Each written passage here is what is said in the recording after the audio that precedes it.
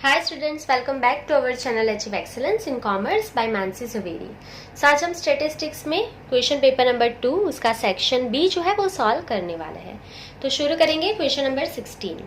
Which average is considered as the popular average and which average as the best average in the construction of the index number? तो ये हम MCQ में भी सीख चुके हैं, आपको अभी तक लर्न हो ही गया होगा। ये हमने एमसीक्यू में सीखा था कि कौन सी बेस्ट एवरेज है एंड कौन सी जो एवरेज है वो पॉपुलर है। तो वेटेड एवरेज जो है वो हमारी वेटेड मीन हमारी पॉपुलर एवरेज है एंड बेस्ट एवरेज कौन सी है, जियोमेट्रिक मीन। तो सिर्फ हमें यहाँ पे आंसर लिख लेना है। सो लिख लेंगे number 16 in the construction of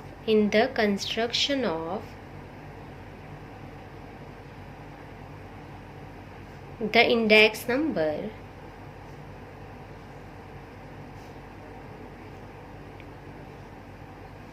weighted mean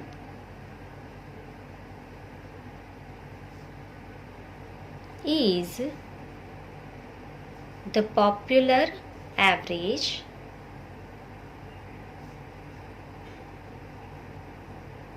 and geometric mean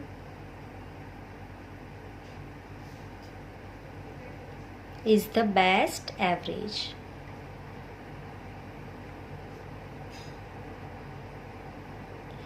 सो यहाँ पे अंडरलाइन कर लेंगे। सो पॉपुलर जो है वो कौन से है, वेटेड मीन, ठीक है। एंड जियोमेट्रिक मीन जो है वो हमारी बेस्ट एवरेज है। क्लियर? चलिए, ये अंडरलाइन कब करना है, जब आप श्योर हो अपने आंसर के लिए तब भी अंडरलाइन करना। चलिए next number 17। The correlation coefficient between x and y 0.4.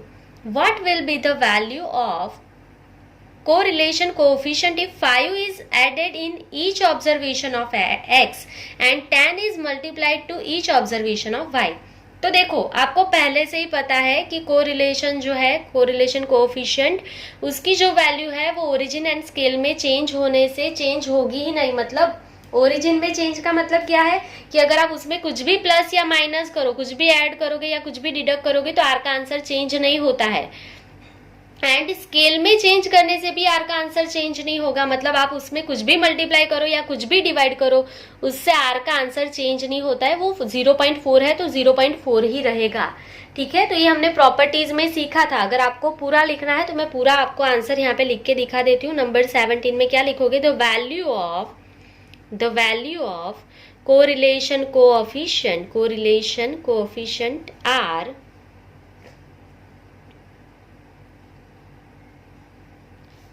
does not change with the change of origin and scale, ठीक है। ओरिजिन एंड स्केल में चेंज होने की वजह से आर की वैल्यू कभी भी चेंज होती नहीं है, ठीक है। तो अगर आपको डीपली एक्सप्लेनेशन चाहिए तो प्रॉपर्टीज अच्छे से देख लेना, ठीक है। सेकंड लेसन की हमने वीडियो अपलोड किया ही है, उसमें आप देख सकते हो। चलिए, सो देयरफॉर फाइनल आंसर क्या होगा, देयरफॉर आफ्टर, देखो अगर आपको ये एक्सप्लेनेशन नहीं लिखना है तो ये आप स्किप कर सकते हो, 1 मार्क का ही क्वेश्चन है, ठीक है। तो आप डायरेक्टली भी यहां से लिख सकते हो, after the changes correlation coefficient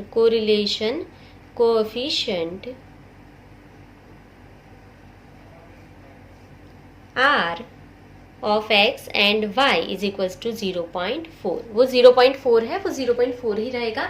आप x के ऑब्जर्वेशन में कुछ भी ऐड करो एंड y के ऑब्जर्वेशन में कुछ भी मल्टीप्लाई करो या डिवाइड करो तो r का आंसर चेंज होने वाला नहीं है। समझ गए? चलो, तो ये आपका क्वेश्चन नंबर 17 कंप्लीट हो गया है। अभी नेक्स्ट क्वेश्चन देखेंगे, question number 18। Which is the disturbance variable in the regression model? तो हमें पता है u जो है वो हमारा डिस्टर्बेंस वेरिएबल है। सो आंसर लिख लेंगे number 18। In the regression model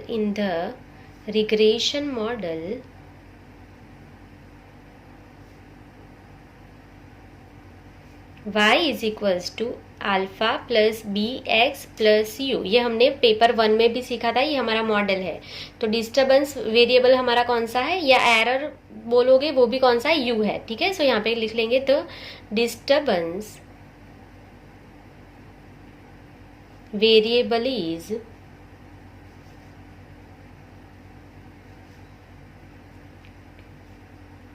u, ठीक है। u जो है वो हमारा डिस्टर्बेंस वेरिएबल है। सो यहाँ पे आप अंडरलाइन कर लोगे u is your disturbance variable. Clear? चलिए, तो ये हो गया आपका question number 18। Next, what is the notation to show the cyclical component of the time series? तो साइक्लिकल कंपोनेंट को हम कैसे डिनोट करते हैं? ct। तो बस वही लिखना है। आंसर लिख लेंगे number 19। Number 19, the notation to show the cyclical component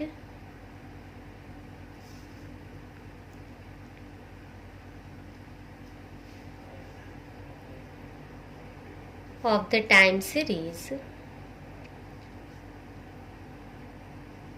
is CT। ठीक है, साइक्लिकल कंपोनेंट को हम कैसे डिनोट करते हैं? CT से डिनोट करते हैं। तो ये बहुत ही सिंपल था, ये आपका आंसर है। क्लियर? चलिए, next number 20, if P of A is equals to 9 divide by 10, लिखते जाएंगे number 20। If P of A is equals to 9 by 10 and P of A intersection B is equals to 7 by 20, then find P of A minus B। तो देखो, P of A दिया है, P of A intersection B दिया है, आपको find करना है difference event A minus B। इसका मतलब क्या होता है? A बनेगा, B नहीं बनेगा। तो फॉर्मूला बहुत ही सिंपल है, अगर आपको नहीं भी आता है तो देखो अभी बन जाएगा। So therefore P of A minus B is equals to, formula क्या होगा? कौन बनेगा? इवेंट A बनेगा तो उसको आगे ले लो, P ऑफ A बनेगा तो उसको आगे ले लेना है। ठीक है, जो नहीं बनेगा उसका इंटरसेक्शन आपको यहाँ से माइनस कर देना है। तो कौन नहीं बनेगा? P ऑफ A बनेगा, B नहीं बनेगा, तो इंटरसेक्शन माइनस कर दो, P of A intersection B। ठीक है, इसका मतलब क्या है? इवेंट A बनेगा, B नहीं बनेगा। सो P ऑफ A आपके पास अवेलेबल है 9 divide by 10 minus P of A intersection B भी हमारे पास अवेलेबल है 7 डिवाइड बाई 20। तो माइनस कर लेंगे यहाँ पे 10 मल्टीप्लाई बाई 2, 20 हो जाएगा। सो 9 2 जा 18 minus 7 whole divide by 20, answer is 11 by 20, मतलब 0.55। Answer is 0.55। क्लियर? तो ये हो गया आपका question number 20 complete. Question number 21, what do you mean by favourable outcomes? तो फेवरेबल आउटकम्स क्या होते हैं हमारे? तो लिख लेंगे, सिर्फ हमें डेफिनेशन लिखनी है। Number 21, favourable outcomes.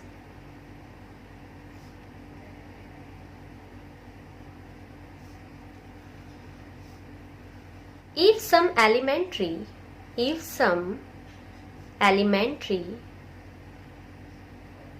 outcomes out of all the elementary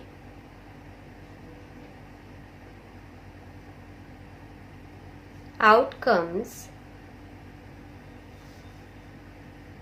of a random experiment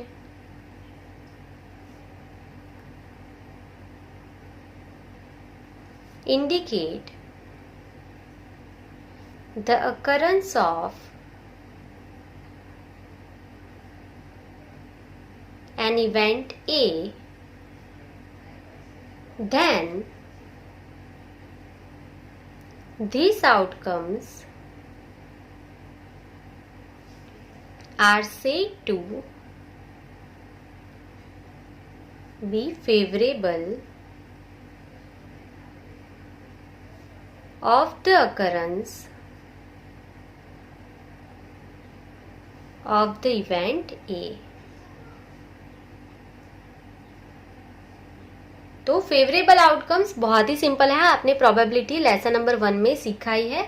सो हमारा फेवरेबल आउटकम्स क्या होता है? If some elementary outcomes out of all the elementary outcomes of a random experiment, मतलब सारे जो आपके आउटकम्स है, indicate the occurrence of an event A. तो आपके सारे जो आउटकम्स है उसमें से जो भी इवेंट ए बनेगा, तो इवेंट ए के जो भी आउटकम्स होंगे ना, उसे हम फेवरेबल आउटकम्स बोलते हैं ऑफ इवेंट ए। क्लियर? तो सिर्फ हमें यहाँ पे डेफिनेशन लिखना था। चलिए, उसके बाद number 22, what is the value of probability of success P in the positively and negatively skewed binomial probability distribution? तो ये आपको पता ही है, बहुत ही बार मैंने आपको सिखाया है। पॉजिटिव स्क्यूनेस के लिए पी का आंसर क्या होना चाहिए? लेस देन 1/2 एंड नेगेटिव के लिए ग्रेटर देन 1/2 होना चाहिए, तो बस इसी को आंसर को यहाँ पे लिखना है। सो p इज लेस देन 1/2 और 0.5 जो भी लिखो, p is less than 0.5 for the positively skewed binomial probability distribution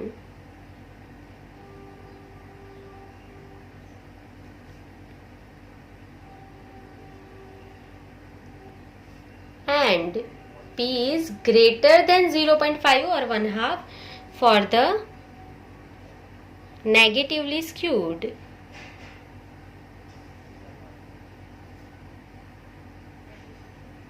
binomial probability distribution। चलिए, तो ये बहुत ही सिंपल था। तो पॉजिटिवली स्क्यूड के लिए p क्या होगा, लेस देन 0.5 एंड 0.5 से ज्यादा होगी p की value for negatively skewed binomial probability distribution. ये हम एमसीक्यू में भी सीख चुके हैं। तो मैं बहुत बार बोलती हूँ कि अगर आपने एमसीक्यू के सारे 1 to 6 पार्ट गाला के देख लिए ना, तो 1 मार्क्स वाले सारे जो क्वेश्चन है वो आपको बहुत ही इजीली सॉल्व हो जाएंगे। चलिए, तो नंबर 22 तक हमारे क्वेश्चन कंप्लीट हो गए हैं। अभी हम नेक्स्ट पेज पे जाएंगे। Number 23, define continuous random variable. So continuous random variable की डेफिनेशन पूछी है यहाँ पे, तो यहाँ पे हम लिखेंगे number 23, continuous random variable.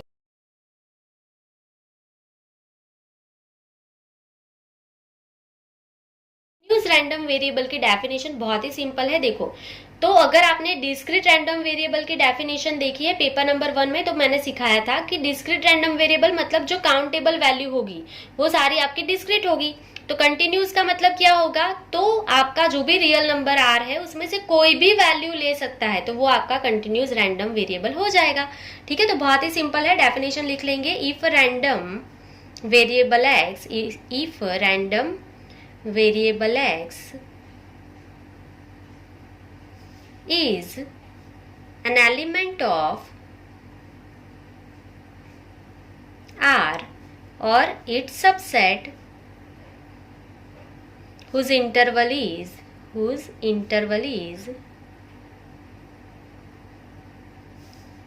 a comma b, where a is less than b and it is capable of assuming any value in the interval,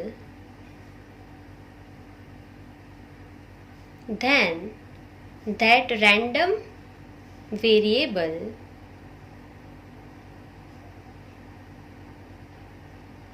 x is called continuous random variable.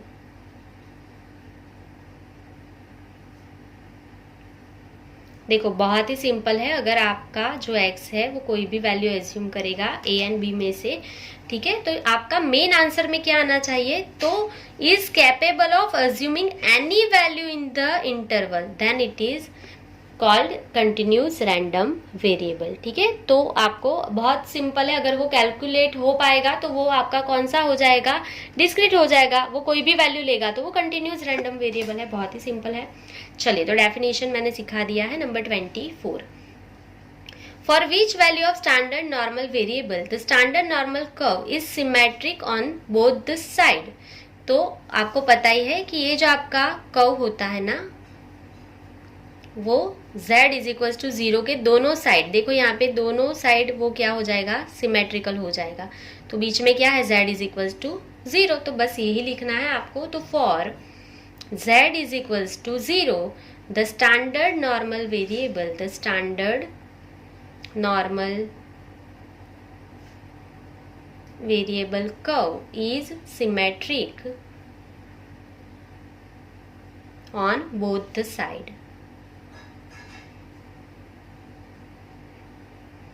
ठीक है, तो वो सिमेट्रिक हो जाएगा जब z is equals to 0 होगा। आपका answer क्या है, z is equals to 0। Clear. चलिए next, number 25, The extreme quartiles of normal distribution are 40 and 50. Find its mean. तो यहाँ पे हमें क्या दिया है, quartiles, extreme quartiles of normal distribution are 40 and 50, मतलब Q1 जो है वो 40 है एंड क्वार्टाइल 3 Q3 आपका क्या है, 50 है। तो आपको फाइंड क्या करना है यहाँ पे, मीन। तो यहाँ पे मीन मतलब म्यू फाइंड करना है। क्लियर? चलिए, तो कैसे फाइंड करोगे, म्यू का फॉर्मूला आपको आता ही है, mu is equals to Q3 plus Q1 upon 2, तो is equals to 50 plus 40 divided by 2, so answer is 45, answer is 45। Clear? तो यहाँ पे आपका क्वेश्चन नंबर 25 कंप्लीट हो गया है। Next, what is the skewness of normal distribution. तो आपको क्या पूछा है, तो नॉर्मल डिस्ट्रीब्यूशन का स्क्यूनेस क्या होगा। तो आपका स्क्यूनेस नॉर्मल डिस्ट्रीब्यूशन क्या होता है, 0 होता है। तो सिर्फ आपको आंसर में लिख लेना है 0। तो यहाँ पे लिख लेंगे number 26, the skewness of normal distribution is 0। ठीक है, वो स्क्यूनेस उसका 0 ही होता है। ये थ्योरी में हमने पढ़ा है लेसन नंबर 3 में। ठीक है, इसका स्क्यूनेस क्या हो जाता है, 0, क्योंकि ये सिमेट्रिकल है normal distribution. z is equal to 0 के दोनों साइड ये सिमेट्रिकल हो जाता है। ठीक है, इसके लिए इसका स्क्यूनेस क्या हो जाता है, 0 हो जाता है। क्लियर? चलिए next, number 27, find the value of limit x tends to 5 3x plus 5। So find कर लेंगे number 27, limit x tends to 5 3x plus 5 is equals to x के प्लेस पे 5 अप्लाई करके देख लेंगे, आंसर 0 नहीं आएगा तो यही आंसर होगा। सो 1 मार्क्स में तो मोस्टली x के प्लेस पे 5 अप्लाई करने से आंसर मिल ही जाएगा। सो 3 इंटू 5 प्लस 5, आपको लिमिट नहीं लिखना है, जब आप x के प्लेस पे वैल्यू अप्लाई करते हो तो लिमिट नहीं लिखा जाएगा। So is equals to 3 into 5 15 plus 5, answer is 20। So answer मिल गया आपको, 27 का आंसर 20 है। Next, what is a real line. Real line क्या होती है, तो बहुत ही सिंपल है, नंबर 28 आपको सिर्फ डेफिनेशन लिखना है रियल लाइन। तो जिसके पॉइंट रियल नंबर होंगे ना, जो लाइन के पॉइंट्स रियल नंबर होते हैं वो रियल लाइन होती है। बहुत ही सिंपल है ना, अगेन रिपीट कर रही हूँ, जिस भी लाइन के पॉइंट्स जो है वो रियल नंबर होंगे वो रियल लाइन होती है। तो यहाँ पे उसको सिर्फ डेफिनेशन में लिख लेंगे। सो क्या लिखोगे, अ real line is is a line where its point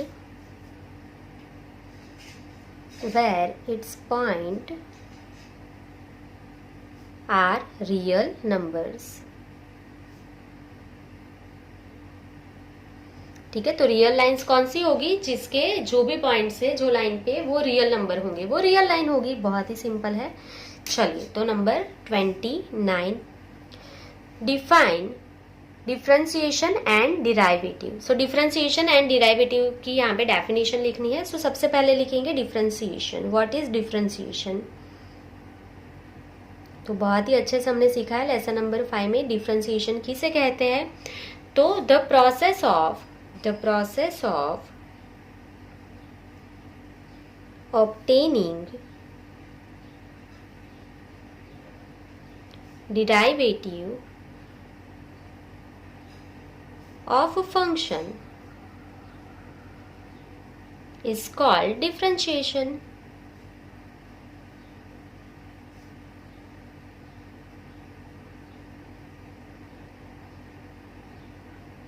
ठीक है, तो एमसीक्यू में भी पूछा था कि डिफरेंशिएशन क्या है, तो वो प्रोसेस है। एमसीक्यू में पूछा था ना, अगर आपने देखे हैं एमसीक्यू तो आपको पता होगा। सो डिफरेंशिएशन क्या है, तो वो प्रोसेस है। तो यहाँ से मिलता है उसके डेफिनेशन में से आंसर। तो डिफरेंशिएशन किसे कहते हैं, the process of obtaining derivative of a function. आप फंक्शन का डिराइवेटिव फाइंड करोगे तो उसे क्या बोलते हैं, डिफरेंशिएशन करना। ठीक है, वो बोलते हैं। तो ये हो गया। अभी क्वेश्चन क्या है कि डिराइवेटिव किसे कहते हैं, तो यहाँ पे हम डेफिनेशन लिखेंगे derivative.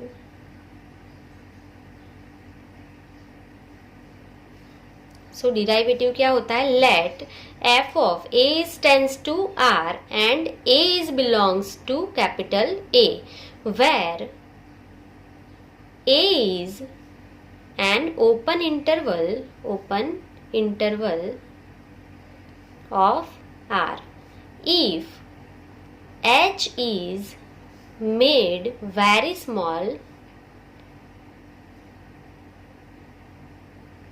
and limit h tends to 0 f of a plus h minus f of a upon h exist, then this limit of a function f is called derivative at x is equals to a। तो ये हमारा जो है definition है। तो हमने first जो topic है वो स्किप किया है इस साल, तो आपको ये डेफिनेशन वाला फॉर्मूला नहीं पता होगा। पर डिराइवेटिव क्या होता है, तो let F of A is tends to R and A is belongs to A. तो ए क्या होगा आपका, A is open interval of R. जो आपका आर है उसका ओपन इंटरवल क्या है, A. And if H is made very small and limit H tends to 0 F of A plus H minus F of A upon H exist, then this limit of a function f is called derivative at x is equals to a। तो ये हो गया आपका derivative का definition. चलिए last question देख लेंगे, question number 30। What is called marginal revenue. So simply आपको मार्जिनल रेवेन्यू की डेफिनेशन लिखनी है। तो ये भी हमने बहुत अच्छे से सीखा है मार्जिनल रेवेन्यू किसे कहते हैं। तो आगे के पेपर में हमने सीखा था मार्जिनल कोस्ट किसे कहते हैं। तो प्रोडक्शन में थोड़ा सा भी चेंज होगा तो उससे कोस्ट में जो चेंज होता है उसे मार्जिनल कोस्ट कहते हैं। पर मार्जिनल रेवेन्यू किसे कहते हैं, तो थोड़ा सा भी चेंज डिमांड में होगा तो उसके वजह से जो रेवेन्यू में चेंज होता है उसे हम मार्जिनल रेवेन्यू कहते हैं। तो वही लिखना है, बहुत ही सिंपल है। So the change in revenue में चेंज होगा किसके वजह से, due to small change in demand में चेंज होने के वजह से रेवेन्यू में जो चेंज होगा ना उसे मार्जिनल रेवेन्यू कहते हैं। और प्रोडक्शन में चेंज होने की वजह से कोस्ट में चेंज होगा तो उसे हम मार्जिनल कोस्ट कहते हैं। अच्छे से लर्न कर लेना। So change in demand is called marginal revenue. Clear. So यहाँ पे जो है आपका क्वेश्चन पेपर नंबर 2 उसके सेक्शन बी के 30 नंबर तक के क्वेश्चन यहाँ पे हमारे कंप्लीट हो गए हैं।